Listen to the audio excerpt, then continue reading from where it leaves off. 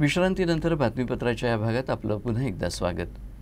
कृषी यांत्रिकीकरण, आधुनिक तंत्रज्ञान आणि पाण्याचा सुयोग्य वापर याद्वारे शेती क्षेत्राच्या विकासासाठी नानाजी देशमुख कृषी संजीवनी प्रकल्प आणि कृषी समृद्धी योजनेअंतर्गत शासनाने मोठी तरतूद केली आहे। नैसर्गिक संकटात शेतकरी बांधवांना पाठबळ देण्यासाठी राज्य शासन खंबीरपणे उभे आहे। राज्यातील एकही अतिवृष्टीबाधित शेतकरी नुकसान भरपाईपासून वंचित राहणार नाही, अशी ग्वाही राज्याचे कृषी मंत्री दत्तात्रय भरणे यांनी दिली आहे।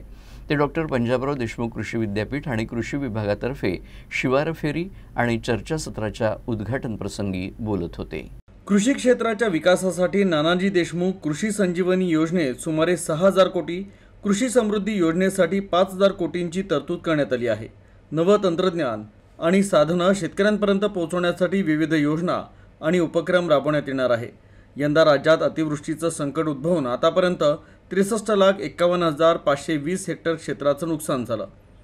राज्य शासन नुकसानग्रस्त शेतकऱ्यांच्या खंबीरपणे पाठीशी आहे। भरपाईपासून कुणीही वंचित राहणार नाही, अशी ग्वाही कृषी मंत्र्यांनी दिली। तर कृषी विद्यापीठाचं कौतुक करत नवनवीन वाणांचं संशोधन पुढे आणलं आहे। त्याची माहिती आणि लाभ शिवार फेरीत शेतकऱ्यांना होईल। त्याचप्रमाणे शेतकऱ्यांना येणाऱ्या अडचणी आणि त्यांच्या शंकांचं निरसन देखील चर्चासत्राच्या माध्यमातून होईल, असा विश्वास त्यांनी व्यक्त केला। या कार्यक्रमात खासदार धोत्रे, कुलगुरू डॉक्टर गडाख यांच्यासह अनेक मान्यवर उपस्थित होते। त्यांनी विद्यापीठाच्या विविध उपक्रमांची माहिती दिली।